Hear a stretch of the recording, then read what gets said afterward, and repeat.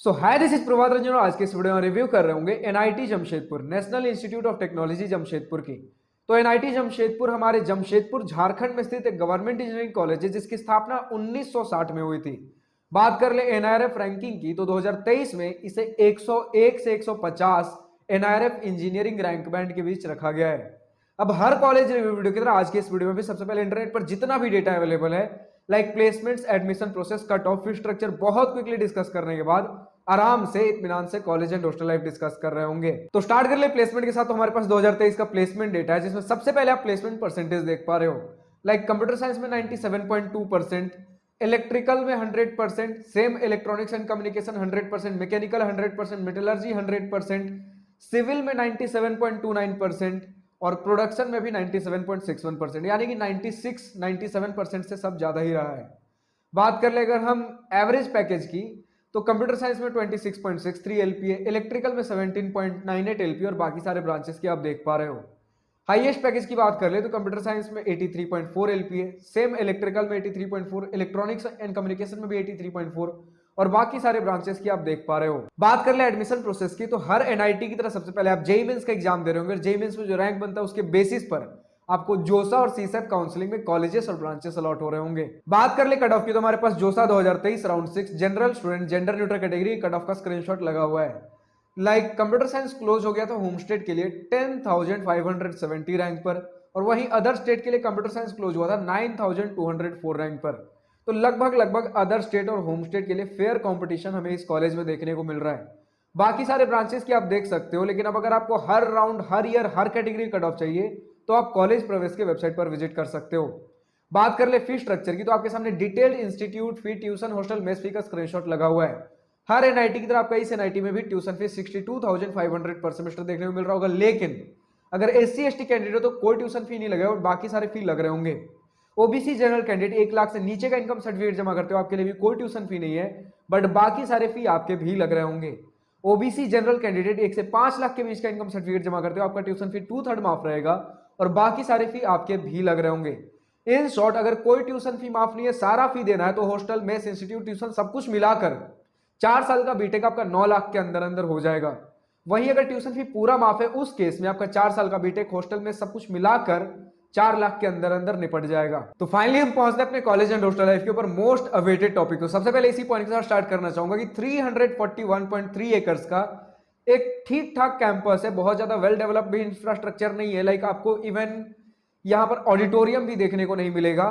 Sports में अगर बात करते हो तो वेल मेंटेन्ड ग्राउंड्स नहीं, कुछ आपको बास्केटबॉल के ग्राउंड्स मिल जाएंगे, कुछ बैडमिंटन के ग्राउंड्स मिल जाएंगे, क्रिकेट और फुटबॉल का एक कंबाइंड ग्राउंड आपको देखने को मिल जाएगा, बट बस खाली मैदान है। बहुत सारे एनआईटीज में मतलब अगर हम बात कर ले, बहुत अगर टॉप नॉच आईआईटी एनआईटी की बात नहीं कर रहे हो तो क्रिकेट और फुटबॉल के लिए आपको बस एक खाली मैदान ही देखने को मिलेगा। तो वही है यहाँ पर भी। अब आपके ऊपर है कि प्लेसमेंट्स अगर आपको बढ़िया लगे तो ठीक है, बट इंफ्रास्ट्रक्चर उतना बढ़िया नहीं है। एक्चुअली इससे पहले भी मैंने एनआईटी जमशेदपुर के ऊपर वीडियो अपलोड की थी, बट मुझे उसे डिलीट करना पड़ेगा क्योंकि कुछ स्टूडेंट्स ने आपत्ति जताई कि भैया आपने इंफ्रास्ट्रक्चर के बारे में प्रॉपरली नहीं बताया। हाँ, आपने बोला था कि इंफ्रास्ट्रक्चर प्रॉपर नहीं है, बट हमने अज्यूम कर लिया कि एनआईटी है तो कम से कम इस हद तक तो फैसिलिटीज मिलेंगी। तो मैंने सोचा कि अगर लोगों को उससे कुछ मिसकंसेप्शन हो रहा है उन वीडियोज से, तो बेटर है कि उन्हें डिलीट करके एक proper full depth analysis infrastructure जिसमें हो, प्रॉपर बताया जा रहा हो, वैसा एक वीडियो लेकर आया जाए। तो इसमें इंफ्रास्ट्रक्चर के बारे में हम बहुत डिटेल में डिस्कस कर रहे होंगे। तो सबसे पहले समझिए, बढ़िया के नाम पर आपको एक एकेडमिक बिल्डिंग देखने को मिल रहा होगा। एक्चुअली 2 एकेडमिक बिल्डिंग है। एक आपका पुराना है, जब 1960 में हमारा इंस्टीट्यूट स्थापित हुआ था तब उस समय का एक एकेडमिक बिल्डिंग है जिसे हम ओल्ड एकेडमिक बिल्डिंग कह रहे होते हैं, जिसमें पहले के क्लासेज लगा करते थे, थ्योरी क्लासेज, और इवन आज के डेट में भी सारे लैब्स, लेबोरेटरीज वहीं उसी एरिया में हो रहे होते हैं। और आज के डेट में भी जितने भी एडमिनिस्ट्रेटिव ऑफिस हैं सब वहीं हैं। कुछ प्रोफेसर के कैबिन भी है वहां पे। और अब जो हमारा नया एकेडमिक बिल्डिंग बना है, न्यू एकेडमिक बिल्डिंग, जिसे हम diamond jubilee lecture hall complex कह रहे होते हैं। अब इसका लेक्चर हॉल कॉम्प्लेक्स, इसका क्या मतलब है? तो जितने भी क्लासरूम्स हैं आपके नए वाले एकेडमिक बिल्डिंग में, सभी में आपके 120 स्टूडेंट्स मिनिमम सीटिंग कैपेसिटी है।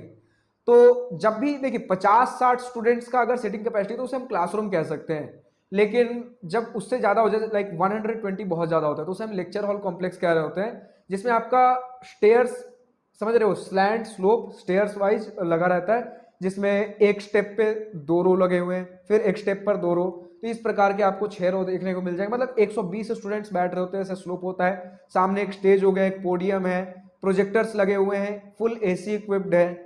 तो प्रॉपर फैसिलिटीज, क्लासरूम बहुत बढ़िया, न्यू एकेडमिक बिल्डिंग बहुत बढ़िया बनाया है। बट अगेन कुछ स्टूडेंट्स ने पिछले वाले वीडियो में आपत्ति जताई, भैया न्यू एकेडमिक बिल्डिंग है तो बढ़िया, बट कभी कभार आपके जो भी वहाँ वाटर कूलर्स लगे हुए हैं उनमें प्रॉपर पानी कभी कभार नहीं आती है। तो ये एक छोटी सी दिक्कत है, वरना न्यू लेक्चर हॉल कॉम्प्लेक्स काफी शानदार है। और इसी के साथ आपको और क्या बढ़िया देखने को मिलेगा, तो आपको बढ़िया देखने को मिलेगा नए हॉस्टल्स। एक्चुअली 2 हॉस्टल्स बॉयज के लिए नए कंस्ट्रक्ट किए गए हैं। अब इनके ऊपर डिटेल में डिस्कस करने से पहले ओवरऑल हम बात कर लेते हैं कि हॉस्टल की फैसिलिटी किस प्रकार है। तो टोटल आपको 13 हॉस्टल्स देखने को मिलेंगे, 7 बॉयज के लिए और 6 गर्ल्स के लिए। बॉयज के लिए फर्स्ट ईयर में आपको 2 सीटर रूम्स देखने को मिलेंगे और वहीं गर्ल्स के लिए 3 सीटर रूम्स।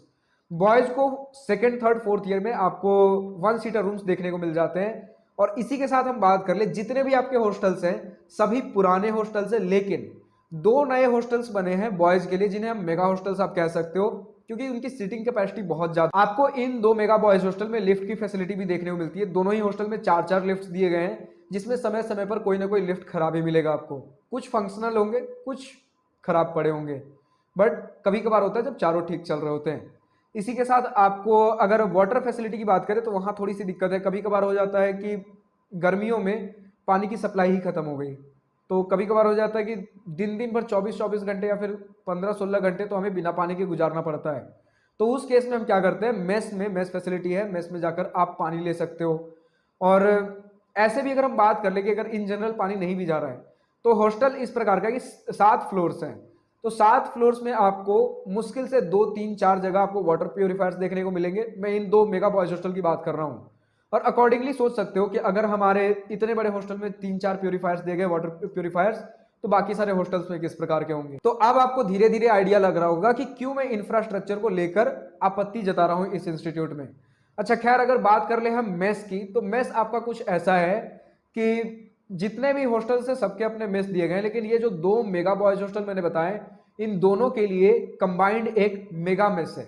मेगा मेस की कैपेसिटी 500 से 600 स्टूडेंट्स को लेकर बताई गई है। वैसे बहुत ज़्यादा बड़ा मेस है, मतलब उन 500-600 जितने भी आपके चेयर टेबल लगे हुए हैं उसके बावजूद भी बहुत लगभग आधा स्पेस आपको खाली ही दिखेगा। तो मेस का साइज बड़ा है। खैर बाकी सारे मेस आपके नॉर्मल साइज के ही मिलेंगे। और अगर मेस के हम क्वालिटी की बात कर ले, फूड क्वालिटी कैसा है, तो गर्ल्स के लिए फूड क्वालिटी ज्यादा बेटर बताया जाता है इन कंपैरिजन टू बॉयज। अब गर्ल्स के लिए भी मैं ये नहीं बोल रहा हूँ कि आपको होटल, रेस्टोरेंट्स, घर का खाना क्वालिटी मिल जाएगा, ऑफ कोर्स नहीं। मेस आए हो, मेस का डिसेंट ओके ओके खाना मिलेगा, मतलब तबीयत नहीं खराब हो रहा है, ठीक ठाक खाना मिलेगा।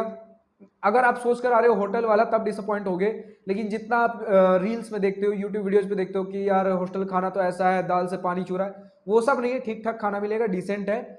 और आपको लगभग डेली कुछ ना कुछ खाने में वैरायटी देखने को मिलेगी। कम से कम सुबह तो जरूर मिलेगी, कभी पराठा, कभी पूड़ी, तो कभी छोले भटूरे, कुछ ना कुछ डेली सुबह वैरायटी मिलेगी। दोपहर और रात में आपको रोटी और चावल दोनों ही देखने को मिलेंगे। और इसी की तरह शाम के स्नैक्स में भी आपको वैरायटी देखने को मिलेगी। हाँ, कभी आपको एक टाइम मिठाई भी मिल जाती है, सप्ताह में एक दिन खीर की भी व्यवस्था है। बेसिक बेसिक सी चीजें। आप नॉर्थ इंडिया में आ रहे हो, नॉर्थ इंडियन मेस देखने को मिलेगा। बट हाँ, आपको एक टाइम सुबह में आपको साउथ इंडियन, मतलब इडली वड़ा, ये सारी चीजें भी देखने को मिल जाती हैं। और कभी कभार एक टाइम और ऐड हो जाता है। कभी कभार मतलब कि मेस का मेन्यू कभी कभार जैसे 3-4 महीने पर चेंज हो जाता है, तो कभी कभार एक टाइम और ऐड कर दिया गया, तो अलग बात है।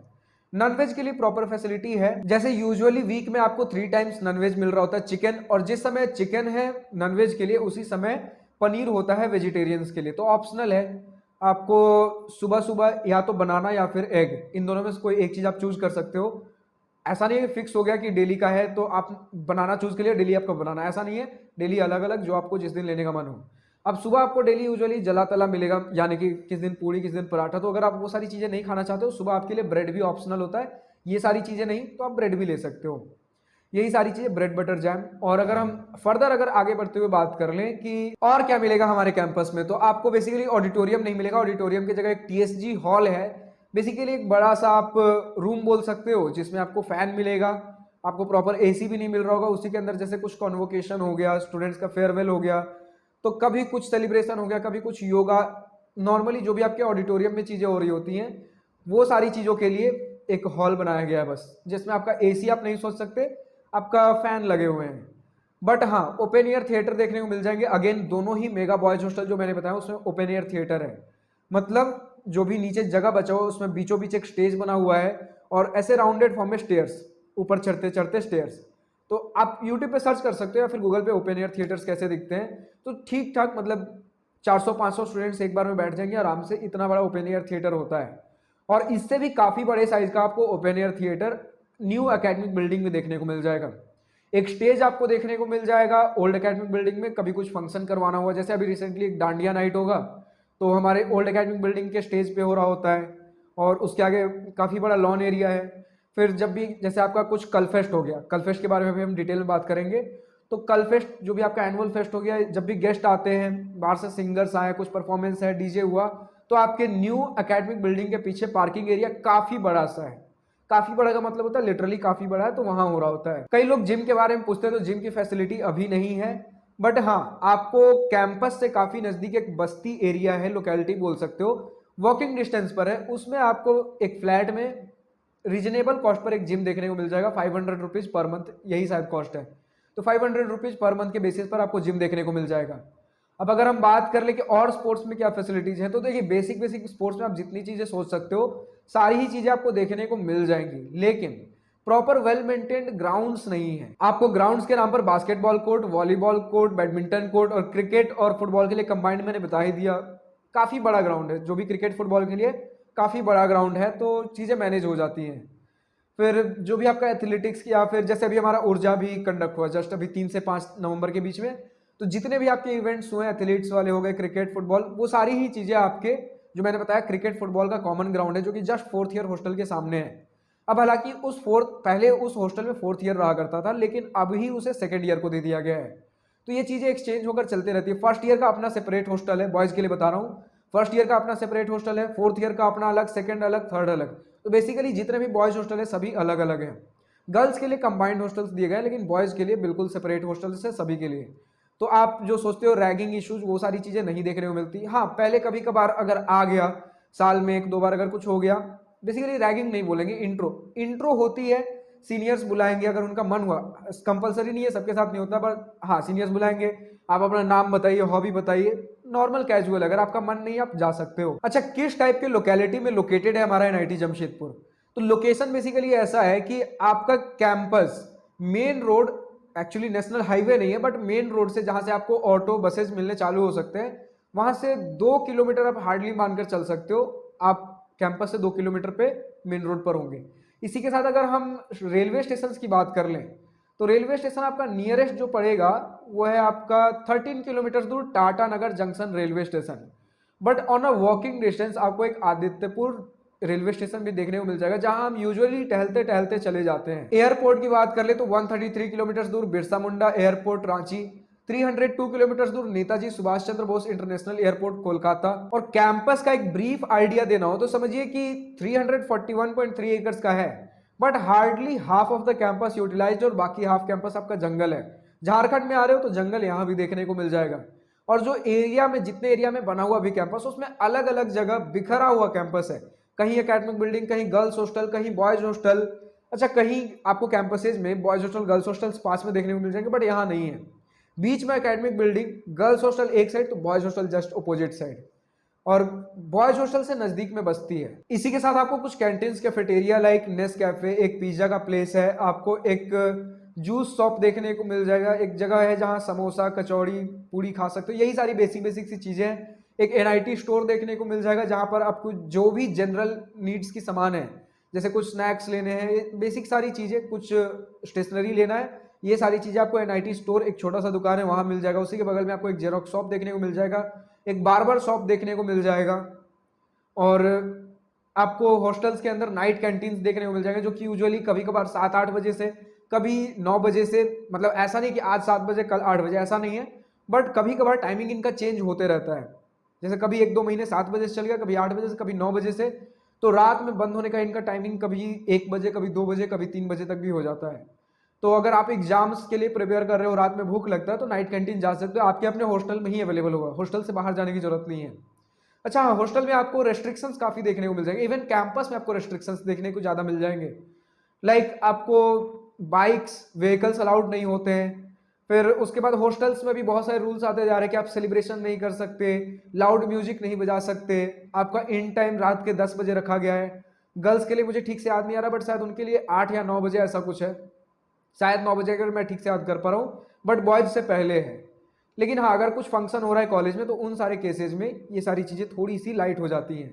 बात कर ले अगर हम प्रोफेसर्स की, तो प्रोफेसर्स ऐसे हैं कि जो पुराने वाले प्रोफेसर्स थे वो तो ठीक है, एक्चुअली अभी नए प्रोफेसर्स की भी हायरिंग हुई है, काफ़ी सारे अभी साल 2 साल के अंदर नए नए प्रोफेसर्स आए हैं, तो नए वाले प्रोफेसर आपको स्ट्रिक्ट देखने को मिलेंगे, बट पुराने प्रोफेसर आपको मिक्स्ड है, कुछ स्ट्रिक्ट तो कुछ लीनियंट। लेकिन अगर हम ओवरऑल बात कर ले तो एग्जाम में नंबर लाना थोड़ा मुश्किल है।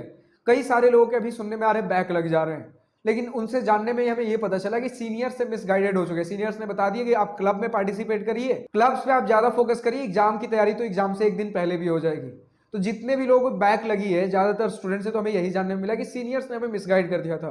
वरना पढ़ाई करिए तो नंबर आ जाएंगे, बट फिर भी इतना हलवा नहीं है कि नंबर बस आ रहा है आ रहा है।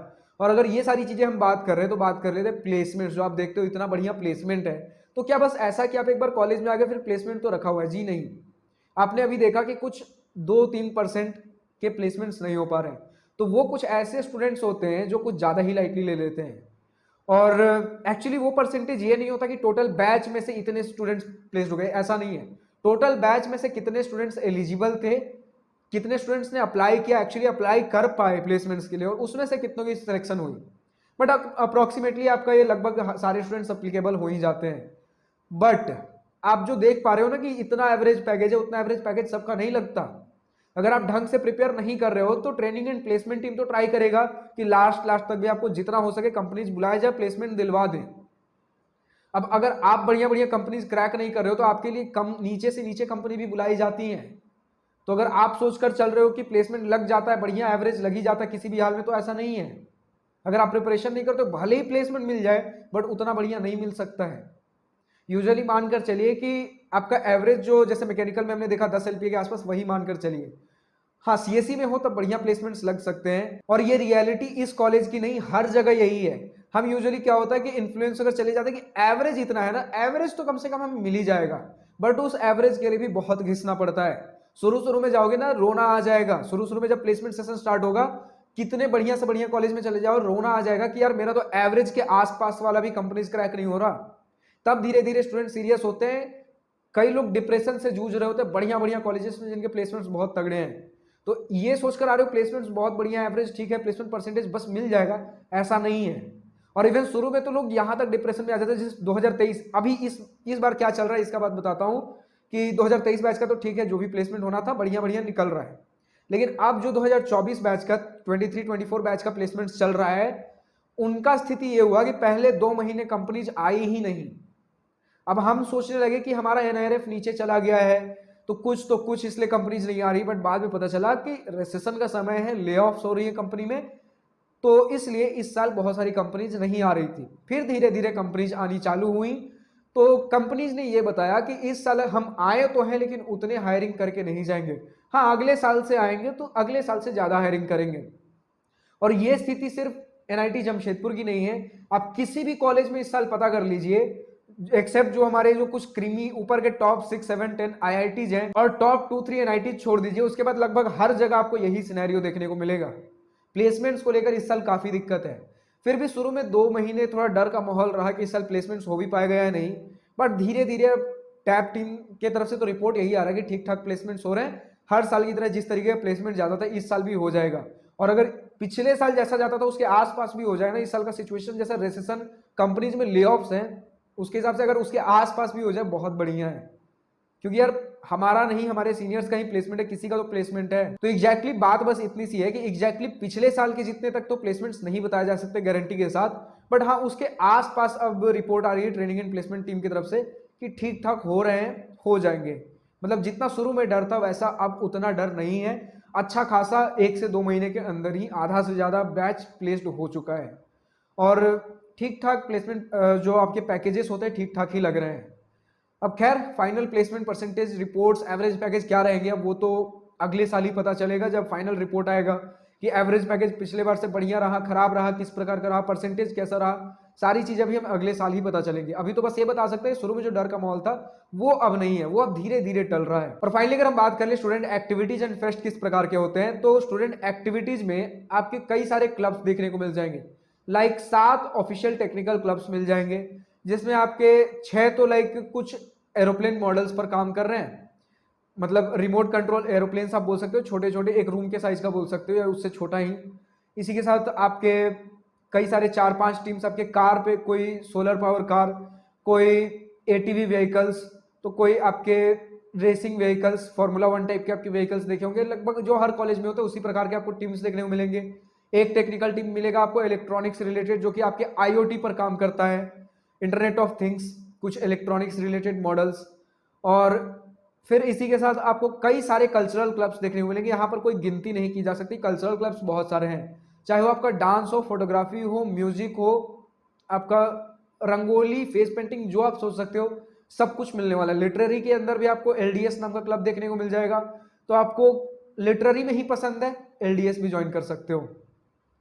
इवन आपको अगर कोडिंग क्लब के बारे में जानना है तो पीकॉन नाम का सबसे पहले तो आप एक समझ लीजिए कोडिंग क्लब है, जिसमें फर्स्ट ईयर में इंडक्शन नहीं होता है। आप उनके कॉम्पिटिशन्स में, कॉन्टेस्ट में रेगुलरली पार्टिसिपेट करते रहिए, कॉन्टेस्ट सबके लिए कराएंगे, अब पार्टिसिपेट करिए। जो ज्यादा एक्टिव है उन्हें बाद में सेकंड थर्ड ईयर में इंडक्ट कर लेते हैं।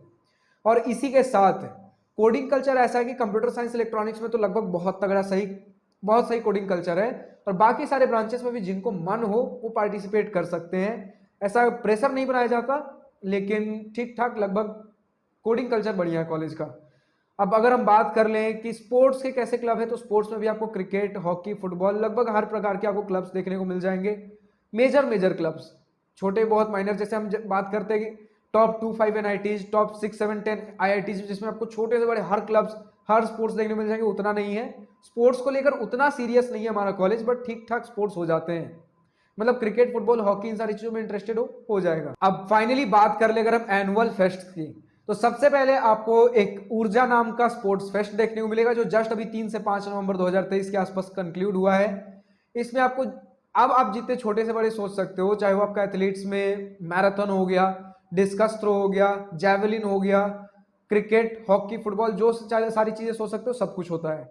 फिर इसके बाद आप इंटर एनआईटी स्पोर्ट्स में भी पार्टिसिपेट कर सकते हो। आपके लिए यहाँ कल्चरल फेस्ट भी हो रहा होगा, कल फेस्ट इसका नाम है। इसमें आप छोटे से बड़े जितने भी तरीके के इंटरेस्टिंग कुछ फन इवेंट्स, मतलब एग्जैक्टली अगर मुझे ढंग से याद आ रहे हो तो 40-50 इवेंट्स तो हो ही जाते हैं। और इवन ऊर्जा जो मैंने बताया उसमें भी अगर मुझे ठीक से याद आ रहा हो तो 30 इवेंट्स के आसपास तो ऊर्जा में भी थे, स्पोर्ट्स इवेंट्स की जो मैं बात कर रहा हूँ। और गेस्ट भी ठीक ठाक आ जाते हैं आपके कल फेस्ट में। लाइक पिछले साल शेरली सेठी आई थी, फिर कुछ समय तक तो काफी समय लॉकडाउन ही रहा, उसके पहले एक बार जुबिन नौटियाल का भी आपने नाम सुना ही होगा। फिर मतलब गेस्ट ठीक ठाक आ जाते हैं, डीजे नाइट, ये सारी चीजें प्रॉपर होती हैं। तो कल फेस्ट में काफी मजा आने वाला है। और इसी के साथ होता है आपका ओजस। ओजस बेसिकली आपका टेक्नो मैनेजमेंट फेस्ट है। आपको चाहे एंटरप्रेन्योरशिप में इंटरेस्ट हो, चाहे आपको कुछ भी टेक्निकल जो भी इवेंट्स होते हैं, सारी चीज आपके ओजस के अंदर आ जाती हैं। तो ओजस आपका टेक्नो मैनेजमेंट फेस्ट, ये भी काफी अच्छे खासे लेवल पर हो रहा होता है। तो मतलब कि तीनों sports, cultural, techno management fest काफी अच्छे से हो रहा होता है। ईसेल अभी काफी नया अभी हमारे यहाँ एक्टिव हुआ है, तो ईसेल में भी अच्छा खासा काम चल रहा है। और इतनी सारी फन एक्टिविटीज की बातें करने के बाद एक एडवाइस फिर से देना चाहूंगा कि प्लीज एकेडमिक्स को सीरियसली लीजिए, लाइटली मत लीजिए। आपका एग्जाम से एक रात, 2 रात, एक सप्ताह पहले पढ़ के भी कुछ नहीं होने वाला। और इवन अगर आपने क्लासेज प्रॉपरली नहीं लगाए हैं, और अगर क्लासेज नहीं जा रहे थे और उसके बावजूद भी आपने यूट्यूब या फिर अनअकैडमी या फिर फिजिक्स वाला कहीं से भी आपने गेट के लेक्चर्स भी नहीं लगाए हैं, उसके बाद भी 10 दिन पहले भी सोचना, मतलब बहुत दिक्कत हो जाएगा। फर्स्ट ईयर में तो फिर भी संभाल सकते हो, लेकिन फर्स्ट ईयर को भी लाइटली नहीं लेना है, क्योंकि फर्स्ट ईयर में एक बार सीजी खींचता है, उसके बाद धीरे धीरे नीचे ही जाता है। प्रॉपर सीजीपीए का जानना है तो 1, 2, 3 वीडियोस मेरे सीजीपीए के ऊपर भी अपलोडेड है। उन सारे वीडियोस से आप प्रॉपर सीजीपीए कैसे मेंटेन करना है, एकेडमिक्स में कैसे एक्सेल करना है, ये सारी चीजें आप प्रॉपरली जाकर समझ सकते हो। सीजीपीए कैसे कैलकुलेट होता है, सारी चीजें मैंने डिटेल में एक्सप्लेन कर रखी है। तो फाइनली मैं इसी पॉइंट के साथ कंक्लूड करना चाहूंगा कि प्लेसमेंट्स बढ़िया बात है, अगर आपको प्लेसमेंट्स बढ़िया लगते हैं तो आपके ऊपर है, लेकिन इंफ्रास्ट्रक्चर प्रॉपर नहीं है। मैं अपने तरफ से बोल रहा हूं इंफ्रास्ट्रक्चर प्रॉपर नहीं है, क्योंकि कई सारे स्टूडेंट्स, पिछले बार क्या हुआ था, मैंने बोला था इंफ्रास्ट्रक्चर प्रॉपर नहीं है, लेकिन स्टूडेंट्स ने अज्यूम कर लिया कि भैया हो सकता है कि कॉलेज गए हो, उतना ज्यादा एक्सपेक्ट किए हो, उतना बढ़िया ना मिला हो, तो अपना पर्सनल खुंदस निकाल रहे हैं और खुद से अज्यूम करके आ गए एनआईटी है तो कुछ तो होगा ही, बढ़िया होगा ही। बट मेरे तरफ से इंफ्रास्ट्रक्चर बढ़िया नहीं है। आप चाहो तो कॉलेज के कुछ व्लॉग्स टूर्स आप देख सकते हो और कुछ और दूसरे सीनियर से भी कांटेक्ट कर सकते हो। और बिल्कुल अगर खराब सोच रहे हो स्टेट गवर्नमेंट कॉलेज, वैसा भी नहीं है, बट ठीक ठाक हाँ है। हॉस्टल्स आपको बढ़िया मिलेगा, खासकर बॉयज हॉस्टल्स, और एक काफी उससे भी काफी बड़ा एक नया बॉयज हॉस्टल और कंस्ट्रक्ट हो रहा है, और आपको नया एकेडमिक बिल्डिंग काफी बढ़िया लगने वाला है। उसके अलावा और मैं किसी चीज की गारंटी नहीं दे सकता। आज के इस वीडियो में इतना ही। आप कमेंट सेक्शन में लिखकर बताइए और किस कॉलेज का पूरी वीडियो चाहिए। अगर वीडियो पसंद आई हो तो लाइक शेयर अपना दिल खोल कर करिएगा, और अगर कुछ दिल की बातें, कुछ मन की बातें लिखकर बतानी हो या पूछनी हो तो कमेंट सेक्शन आप ही के लिए तो है। So thank you for watching this video. Goodbye. Nice to wish you all the best for future. Enjoy your journey.